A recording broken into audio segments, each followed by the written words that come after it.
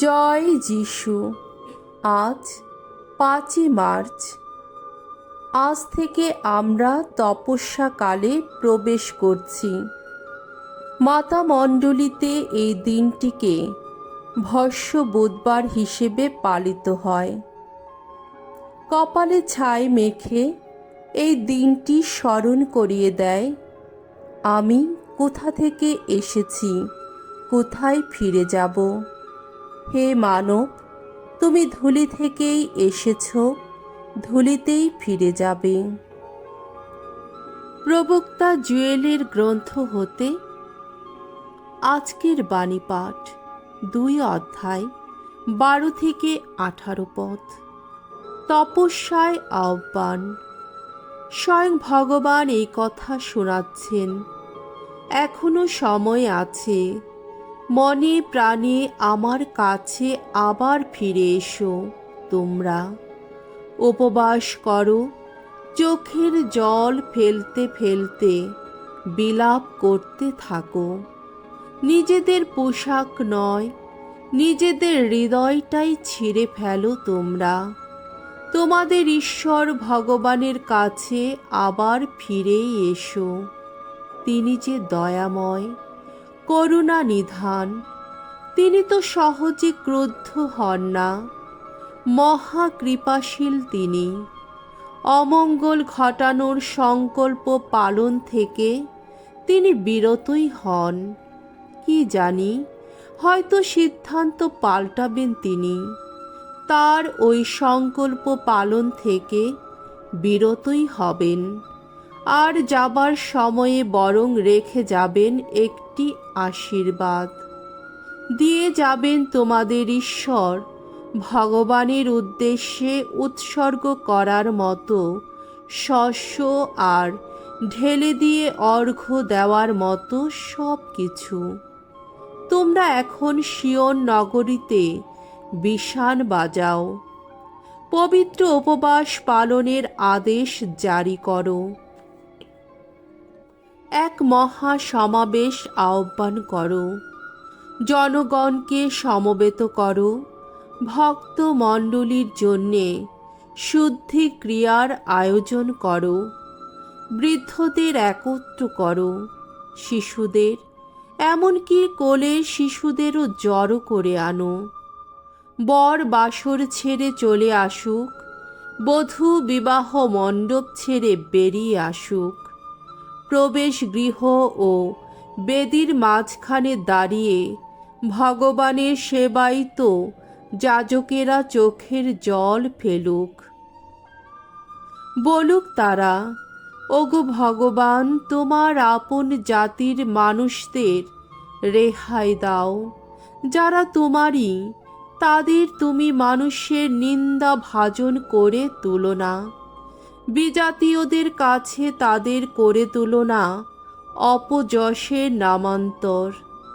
দেশে দেশান্তরে লোকে কেনই বা বলবে এই কথা, কোথায় গেল ওদের ঈশ্বর?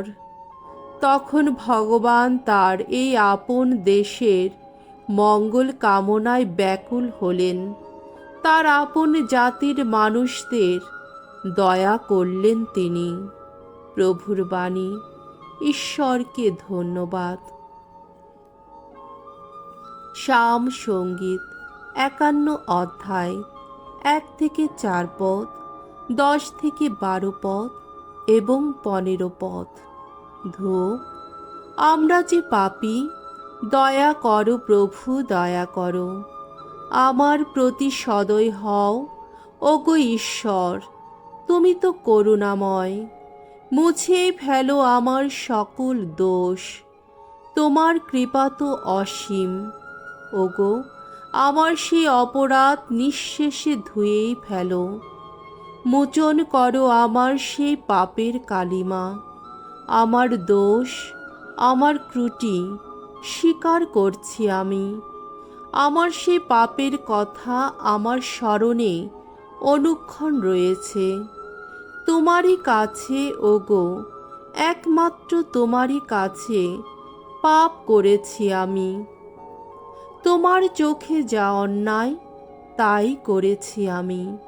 ওগো ঈশ্বর, আমার মধ্যে রচনা করো নির্মল অন্তর। এখন এক সুদৃঢ় প্রাণ বক্ষে আমার নতুন করে জাগিয়ে তুলো তুমি। ওগো, তোমার সামনে থেকে আমায় তুমি ঠেলে দিও না দূরে। অন্তর থেকে ফিরিয়ে নিও না তোমার পূর্ণ প্রেরণা। মুক্তি দানে আমাকে আবার পুলকিত করো। উদার চিত্ত দানে আমাকে সুস্থির করে তোলো। হে প্রভু, এখন অবারিত করো আমার ওষ্ঠাধর। আমার মুখ গেয়ে উঠুক তোমার স্তুতিগান।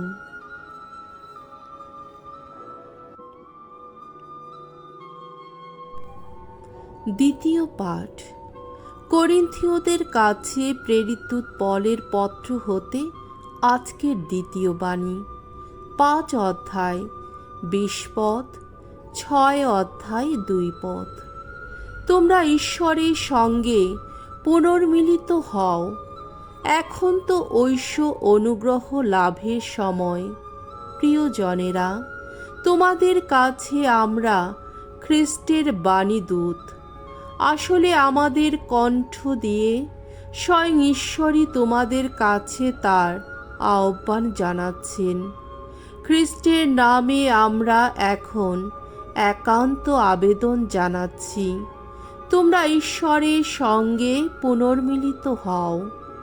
যিনি নিজে কোনো পাপ করেননি, আমাদের মঙ্গলের জন্যে ঈশ্বর তাকে যেন মূর্ত পাপ করে তুলেছেন, যাতে আমরা তার সঙ্গে মিলিত হয়ে ঈশ্বরের মূর্ত ধর্মময়তা হয়ে উঠতে পারি। ঈশ্বরের সহকর্মী বলে আমরা তোমাদের এই আহ্বান জানাচ্ছি।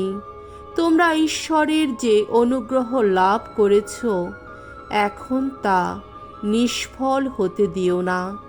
কারণ শাস্ত্রে তিনি এই কথা বলেন, অনুগ্রহ দানের সময়ে তোমার ডাকে সাড়া দিয়েছি আমি, পরিত্রাণের দিনে তোমার সহায় হয়েছি। আর এই তো সেই অনুগ্রহ দানের সময়, এই তো সেই পরিত্রাণের দিন। প্রভুর বাণী। ঈশ্বরকে ধন্যবাদ। বাণী বন্দনা। জয় জয় প্রভুর জয়।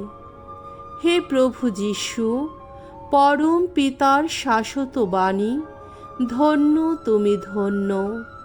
আর দেরি নেই, আসছে স্বর্গরাজ্য। এখন অনুতাপ করো, মন ফেরাও তোমরা। জয় জয় প্রভুর জয়। মথি রচিত মঙ্গল সমাচার 6 অধ্যায় 1 থেকে 6 পদ, 16 থেকে 18 পদ। তপস্যা কালে কর্তব্য 3টি পূর্ণ ক্রিয়া: ভিক্ষাদান, উপবাস ও প্রার্থনা। যিশু একদিন তার শিষ্যদের বললেন, সাবধান, সকলের সামনে নিতান্তই লোকদের দেখাবার জন্যে কোনো ধর্মকর্ম করতে যেও না। তা যদি করো, তবে স্বর্গে বিরাজমান তোমাদের পিতার কাছ থেকে তোমরা কিন্তু কোনো পুরস্কার পাবে না। তাই যখন তুমি কাউকে ভিক্ষা দাও, তখন তুড়ি বাজিয়ে তা ঘোষণা করতে যেও না। ভণ্ড লোকেরাই তো মানুষের প্রশংসা করতে যত সমাজ গৃহে ও পথে ঘাটে সেইভাবে ভিক্ষা দিয়ে থাকে। আমি তোমাদের সত্যি বলছি, তাদের পুরস্কার তারা পেয়েই গেছে। যখন তুমি কাউকে ভিক্ষা দাও, দেখো তোমার ডান হাত যে কি করছে, তোমার বাঁ হাত যেন তা জানতে না পারে। তোমার এই ভিক্ষা দান বরং গোপনে থাকুক। তাহলে তোমার পিতা, যিনি গোপন সব কিছু দেখতে পান, তিনি তোমাকে পুরস্কৃত করবেন। তেমনি তোমরা যখন প্রার্থনা করো, তখন ভণ্ডদের মতো তা করো না।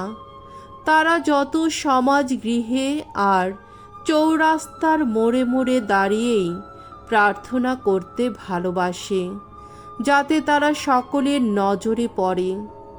আমি তোমাদের সত্যি বলছি, তাদের পুরস্কার তারা পেয়েই গেছে। যখন তুমি প্রার্থনা করো, তুমি বরং তখন তোমার নিজের ঘরে যাও আর দরজা বন্ধ করে তোমার পিতাকে ডাকো, আড়ালে থাকেন যিনি। তাহলে তোমার পিতা, যিনি গোপন সব কিছু দেখতে পান, তিনি তোমাকে পুরস্কৃত করবেন।